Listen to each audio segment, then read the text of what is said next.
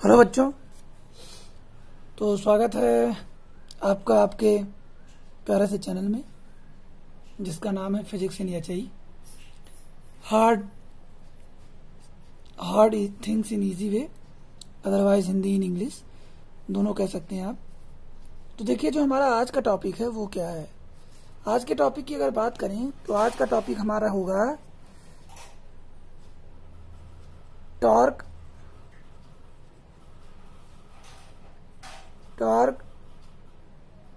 on a electric dipole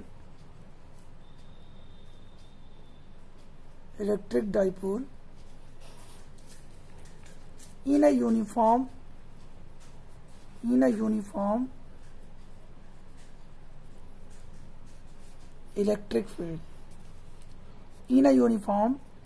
electric field, तो जैसा कि आप हेडिंग देख पा रहे हैं यहाँ पे, torque on A electric dipole in A uniform electric field, इसकी बात करेंगे। तो जैसा कि आपको ये बता दें, टॉर्क क्या होता है। क्लास 11th में आपने पढ़ा होगा कि जब two equal and opposite force, two magnitude equal हो, टू फोर्स जिनका माने दो forces whose magnitude are equal but the action of line of force is not same and opposite in direction. यानी कहने का मतलब कि उनका जो action of line of force है, यानी अगर ये दो फोर्स कुछ ऐसे हैं F1 और F2, तो इनका action of line of force तो सेम है। लेकिन अगर एक फोर्स यहां हो और एक फोर्स यहां हो, अपोजिट डायरेक्शन में किसी ऑब्जेक्ट पे काम कर रहा हो, तो इनका लाइन ऑफ फोर्स सेम नहीं रह जाएगा। ऐसे कंडीशन में कि two equal magnitude of forces, एक फोर्स यहां हो और एक फोर्स यहां हो, तो टू इक्वल मैग्नीट्यूड माने मैग्नीट्यूड दोनों का सेम होना चाहिए, F1 is equal to F2 होना चाहिए, और एक्शन लाइन ऑफ फोर्स उनका अलग अलग होना चाहिए। और साथ ही साथ वो दोनों फोर्सेस एक दूसरे के अपोजिट होने चाहिए। दोनों फोर्स F1 और F2 एक दूसरे के कैसे होने चाहिए? अपोजिट होने चाहिए। तो ये दोनों फोर्स क्या करते हैं? किसी ऑब्जेक्ट को, या जिस ऑब्जेक्ट पे वर्क करते हैं ये फोर्सेस, उस ऑब्जेक्ट को एक्सिस के परपेंडिकुलर रोटेट कराते हैं। एक्सिस के परपेंडिकुलर, जैसे मान लीजिए कि ये हमारा कोई ऑब्जेक्ट है, इस पर एक फोर्स इधर F1 काम करता है, इस पर एक फोर्स F2 इधर काम करता है, इसका रोटेशनल एक्सिस ये है, और इस एक्सिस के थ्रू इस पूरे डिवाइस को ये दोनों फोर्सेस रोटेट कराते हैं। तो ये हमारा टॉर्क कहलाता है। तो टॉर्क क्या है? टॉर्क है कि if two forces have equal magnitude but in opposite direction and the action of line of forces does not same, then these forces rotates the object through the rotational axis, ये भी कह सकते हैं, is known as torque। तो torque on electric dipole in A uniform electric field, ये हमको चाहिए। तो इलेक्ट्रिक डाइपोल भी हमने आपको बताया था। इलेक्ट्रिक डाइपोल क्या होता है? Electric dipole two equal magnitude but in nature opposite, two equal magnitude but in nature opposite charges are placed small distance to L is known as electric dipole।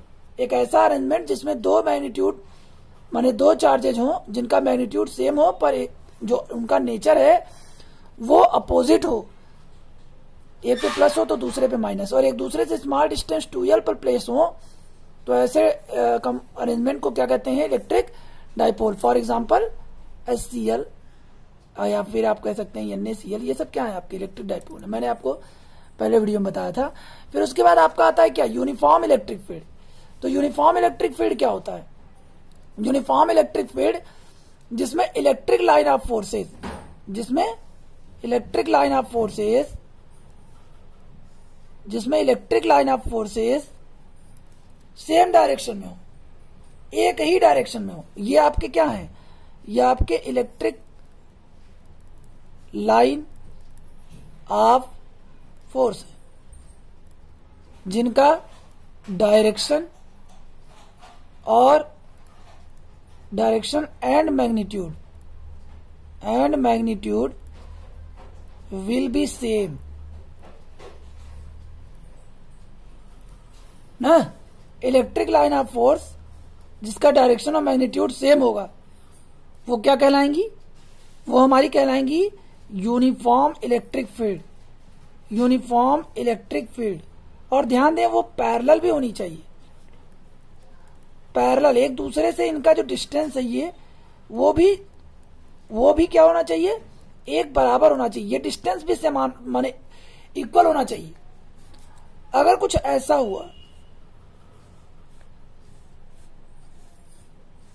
ऐसा हुआ तो यूनिफॉर्म ये नहीं रह जाएंगी, क्योंकि इनके बीच का जो डिस्टेंस है वो सेम नहीं है, वो पैरेलल नहीं है उतना ज्यादा, इसलिए ये आपका नॉन यूनिफॉर्म मैग्नेटिक फील्ड में आएगा, नॉन यूनिफॉर्म। ध्यान दीजिएगा।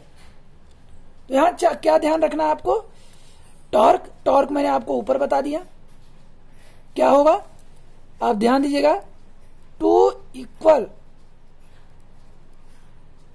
Force which magnitude same but direction opposite,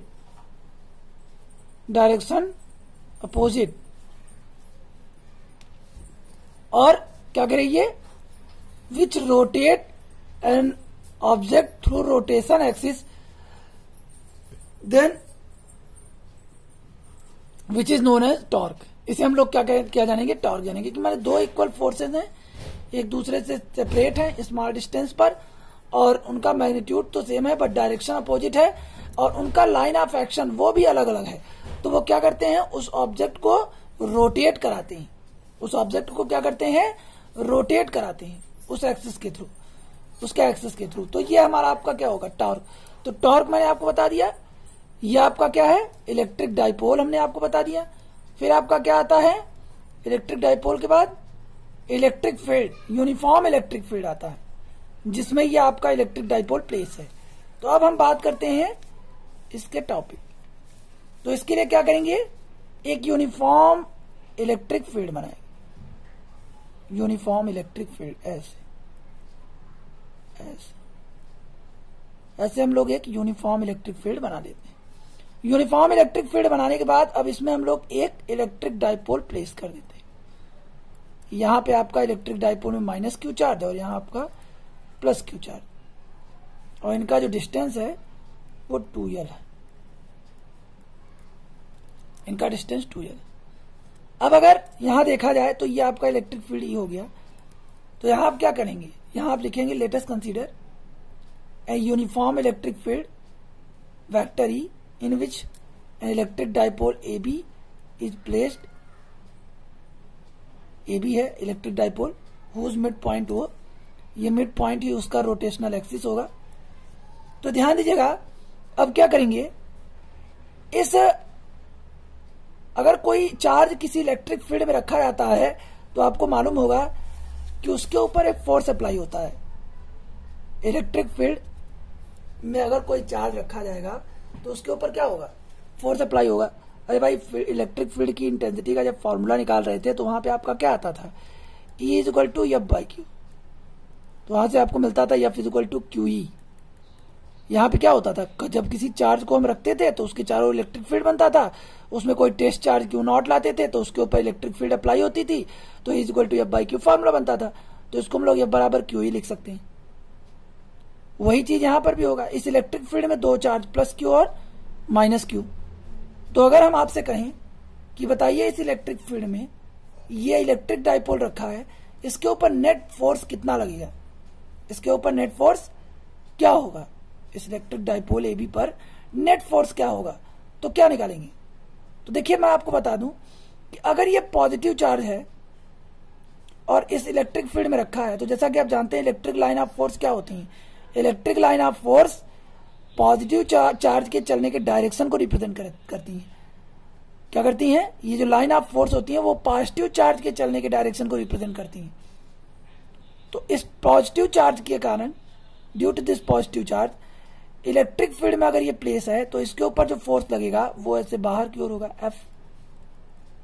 F1 कर लीजिए।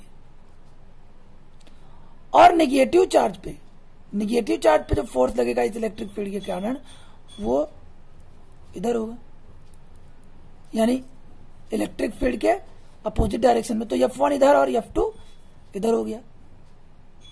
तो दोनों के फोर्स इक्वल होंगे। क्यों? क्योंकि इलेक्ट्रिक फील्ड इक्वल है, charge of amount of charge equal है। तो F1 और F2 की वैल्यू क्या होगी? F1 is equals to F2 is equals to Q, यानी मैग्नीट्यूड दोनों का सेम होगा, बट डायरेक्शन अपोजिट होगी। तो Fnet इज इक्वल टू क्या लिखेंगे?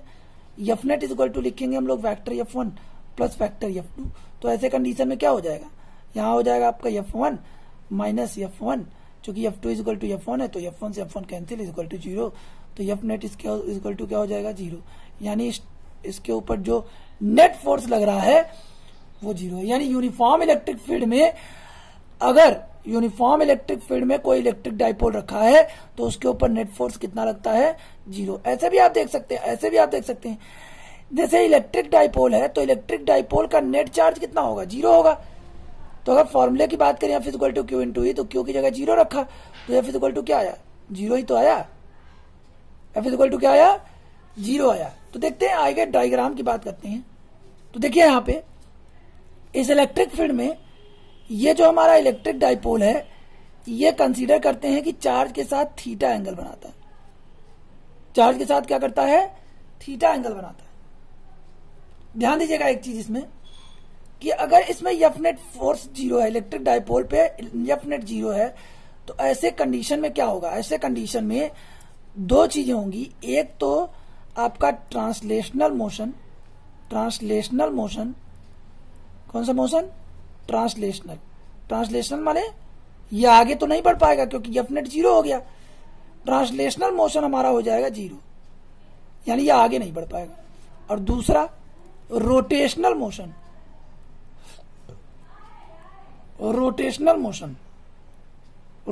मोशन होगा, क्योंकि देखिए ये दो फोर्स, एक F1 और एक F2 इक्वल अमाउंट में है। इनका एक्शन लाइन ऑफ फोर्स भी अलग अलग है, ये इधर है और ये इधर है। बहुत समझ रहे हैं? ये action line of force F1 का इधर है और F2 का, तो एक्शन लाइन ऑफ फोर्स भी अलग अलग है, इक्वल अमाउंट में है। तो ऐसे कंडीशन में क्या होगा? ये इलेक्ट्रिक डाइपोल को रोटेट कराएगा, ट्रांसलेट नहीं करा सकता। क्यों? क्योंकि इस पे Fnet क्या है? 0 है। इसलिए ये केवल इस इलेक्ट्रिक डाइपोल को रोटेट कराएगा। किसके थ्रू? About its axis. कहाँ है एक्सिस? पॉइंट O पर। यानी F1 और F2 क्या करेंगे? इस डाइपोल, इलेक्ट्रिक डाइपोल को इस इलेक्ट्रिक फील्ड में रोटेट कराएंगे। कैसे? कुछ ऐसे, ये इधर जाएगा और ये इधर जाएगा। तो इस तरीके से ये क्या होगा? रोटेट होगा, घूमेगा। किसके थ्रू? इस एक्सिस के थ्रू। तो बात करते हैं किसकी? बात करते हैं हम लोग, इसके आगे बढ़ते हैं। तो इसके आगे का जो टॉपिक है वो ये है। इसके आगे का टॉपिक मैं यहां लिख रहा हूं। इसके आगे का टॉपिक देखिए, यहां पे हमको टॉर्क चाहिए। तो टॉर्क का जो फॉर्मूला होता है, टॉर्क का फॉर्मूला होता है torque is equals to force cross multiplication, perpendicular distance between two forces. तो ध्यान दीजिए, ये फोर्सेस तो हमारे पास हैं पर परपेंडिकुलर डिस्टेंस नहीं है। दो फोर्सेस के बीच का परपेंडिकुलर डिस्टेंस नहीं है। Perpendicular distance between two forces eight action of line, या एट लाइन ऑफ एक्शन कर दीजिए, एट लाइन ऑफ एक्शन। माने कौन सा, ये दो फोर्सेस हैं, इन दो फोर्सेस के लाइन ऑफ एक्शन का परपेंडिकुलर डिस्टेंस, ये हमको चाहिए। तो अब ऐसे में लाइन ऑफ एक्शन इनकी, तो इनकी लाइन ऑफ एक्शन जो होगी वो ऐसी होगी, और इनकी जो लाइन ऑफ एक्शन होगी वो ऐसी होगी, और इनके बीच का परपेंडिकुलर डिस्टेंस ये होगा। यही तो होगा परपेंडिकुलर, ये भी इसके परपेंडिकुलर, ये इसके परपेंडिकुलर, तो ये हमारा क्या हुआ, परपेंडिकुलर डिस्टेंस हुआ। ये पॉइंट पी पर इंटरसेक्ट कर रहा है मान लीजिए। तो अब यहां पे क्या करते हैं, यहां पे एक ट्रायंगल बनता है। कौन सा triangle, triangle A P B, यहां लिख सकते हैं आप in triangle A P B. तो in triangle A P B क्या होगा, ए पी बी में ये थीटा है, तो ये थीटा है, तो ऐसे कंडीशन में क्या लिखेंगे, यहां पे देखिए sine theta, sine theta is equal to क्या होता है, perpendicular upon hypotenuse, perpendicular upon hypotenuse. तो यहां पे परपेंडिकुलर की वैल्यू क्या है, परपेंडिकुलर की वैल्यू निकालनी है, यानी परपेंडिकुलर को लिख सकते हैं, देखिए आप परपेंडिकुलर फिगर में आप देख सकते हैं पी बी, समझ रहे हैं ना, पी और बी समझिएगा भाई कायदे से। तो पी और बी, ये पी बी क्या है, इसके सामने राइट एंगल ट्रायंगल है, इसके सामने वाला ये परपेंडिकुलर है, तो परपेंडिकुलर को हम लोग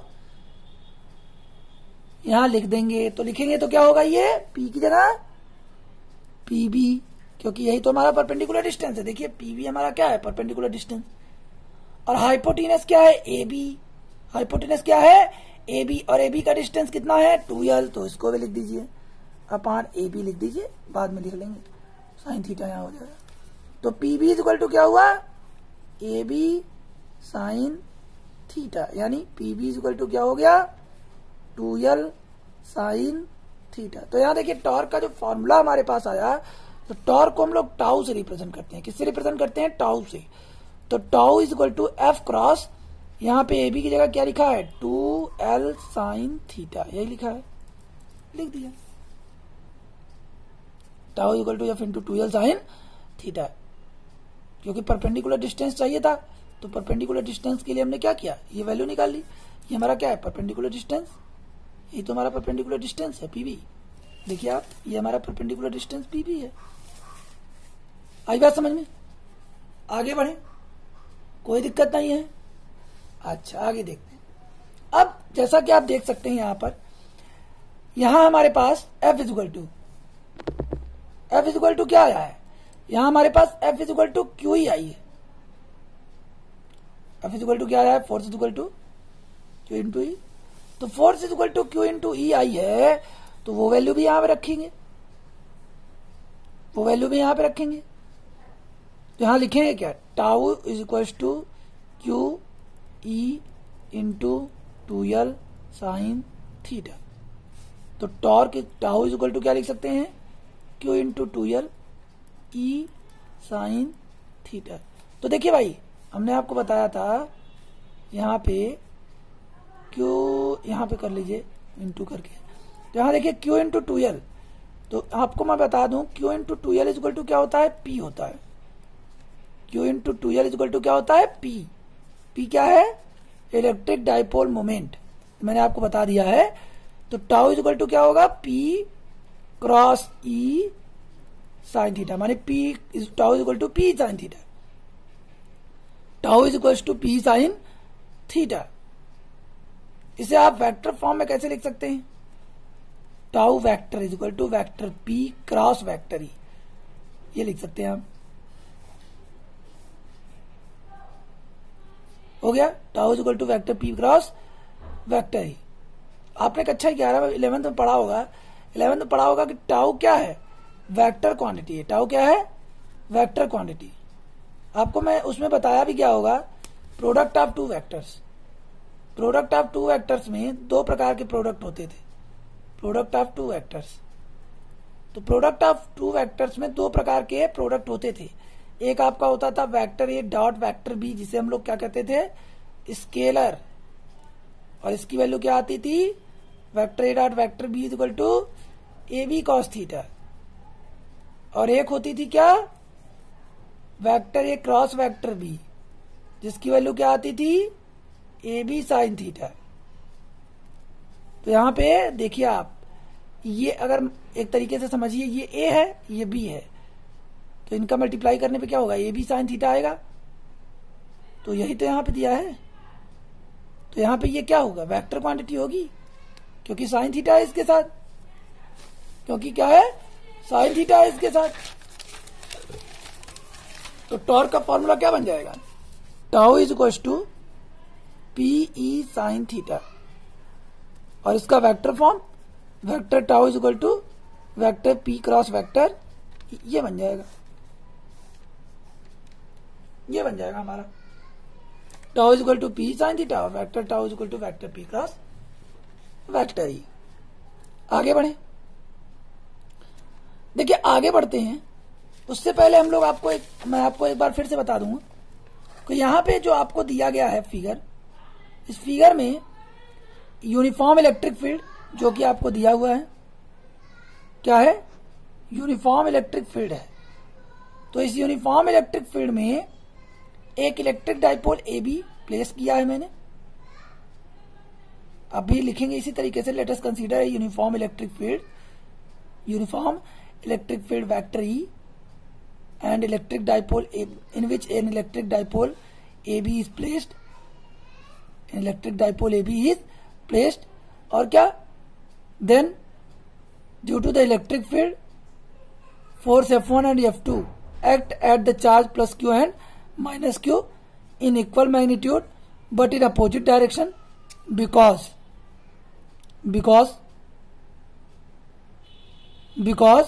charge and electric field are same, but the nature of charge is opposite, इसके नेचर चार्ज के क्या है, अपोजिट है। तो ऐसे कंडीशन में मैंने आपको बताया कि इसके ऊपर एफ नेट 0 होगा, और उसके बाद मैंने आपको बताया कि टॉर्क का फॉर्मूला क्या होगा। तो टॉर्क के फॉर्मूले के लिए force into perpendicular distance between two forces आपको लगाना पड़ेगा। तो यहाँ पे मैंने आपको परपेंडिकुलर डिस्टेंस निकालने का तरीका बताया, और परपेंडिकुलर डिस्टेंस आपका कितना आया, sine theta is equal to P by H. वहां से आपने देखा कि P B is equal to 2l sine theta आया, फॉर्मूले में रख दिया, सॉल्व कर दिया, ये वैल्यू हमारी आ गई। इसके साथ इसमें केस आता है, पहला केस क्या है, if theta is equal to 0 degree, तो टाउ इज इक्वल टू क्या होगा, पी साइन 0। तो पी साइन 0 साइन 0 की वैल्यू क्या होगी, साइन 0 इज इक्वल टू 0, तो टाउ इज इक्वल टू क्या होगा, 0 होगा। टाउ इज इक्वल टू क्या होगा, 0 होगा भाई, टाउ इज इक्वल टू 0, यानी उसके ऊपर कोई फोर्स काम नहीं करेगा भाई। ऐसा है, देखिए साइन 0 का मतलब क्या, ये वैल्यू हमारी 0 हो गई, ये वैल्यू 0 होने का मतलब क्या, ये इलेक्ट्रिक डाइपोल सीधा रखा है, तो जब सीधा रखा है तो ये इलेक्ट्रिक फील्ड के डायरेक्शन में है, तो इसके ऊपर कोई टॉर्क अप्लाई नहीं होगा, कोई टॉर्क अप्लाई नहीं होगा तो ये रोटेट नहीं करेगा एक्सिस के थ्रू, रोटेट नहीं करेगा तो टाउ इज इक्वल टू हमारा क्या हो जाएगा, 0 हो जाएगा। दूसरा केस क्या है, if theta is equal to 90 degree, तब tau max is equal to क्या होगा भैया, P sine 90, P sine 90, sine 90 की वैल्यू क्या होती है 1, जैसा कि आपको बता दें साइन 90 इज इक्वल टू 1, तो tau max is equal to क्या हो जाएगा, P, tau max is equal to क्या हो जाएगा, P, tau max is equal to P हो गया। आगे बढ़े, देख लेते हैं, नहीं समझ में आया, यहां पे देख लेते हैं एक बार फिगर में। ये हमारा इलेक्ट्रिक फील्ड है, इस इलेक्ट्रिक फील्ड में ये हमारा क्या है, ये हमारा इलेक्ट्रिक डाइपोल है, और ये हमारा जो इलेक्ट्रिक डाइपोल है, ये इलेक्ट्रिक डाइपोल अगर इलेक्ट्रिक फील्ड के परपेंडिकुलर यानी स्ट्रेट लाइन पे ऐसे रखा हुआ हो, स्ट्रेट लाइन पे रखा हो तो 90 डिग्री में एंगल बनाएगा। ऐसे कंडीशन में क्या होगा, ये फोर्स ऐसे काम करेगा, ये फोर्स ऐसे काम करेगा, बहुत ज्यादा टॉर्क लगा के इसको घुमाना पड़ेगा। इलेक्ट्रिक फील्ड के डायरेक्शन में लाने के लिए बहुत ज्यादा टॉर्क लगा के इसको घुमाना पड़ेगा, तब तो जाके ये इलेक्ट्रिक फील्ड के डायरेक्शन में आएगा। बहुत ही ज्यादा टॉर्क लगाना पड़ेगा, यानी टाउ मैक्स होगा। टाउ क्या होगा? सबसे अधिक। तो टाउ मैक्स इक्वल टू क्या हुआ? P. Tau max equal to क्या हुआ? पी। आई बात समझ में? तीसरा condition, theta is equal to 180। 180 के केस में क्या होगा? Tau max is equal to P sine 180। Sine 180 की वैल्यू कितनी होगी? साइन 180 की वैल्यू 0। Tau max is equal to क्या हुआ? 0। साइन 180 की वैल्यू क्या होगी? 0। तो ये भी 0 होगा। खत्म। तो ये आपका था टॉर्क। टॉर्क में और भी चीजें जो भी बाकी होंगी उसे फिर अगले वीडियो में बताया जाएगा। तो फिलहाल आज के लिए इतना ही। धन्यवाद। आज की क्लास समाप्त।